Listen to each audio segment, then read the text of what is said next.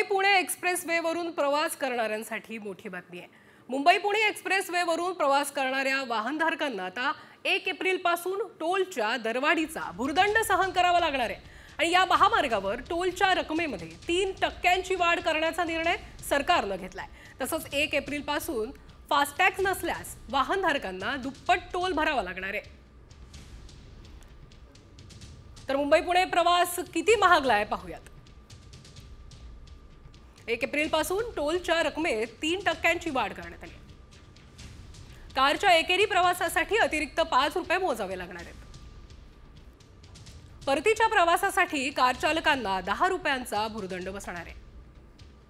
तर इतर श्रेणीतील वाहनांसाठी सरासरी 15 ते 20 रुपयांपर्यंतची दरवाढ होणार आहे। याशिवाय 1 एप्रिलपासून फास्टॅग नसल्यास दुप्पट टोलही भरावा लागणार आहे।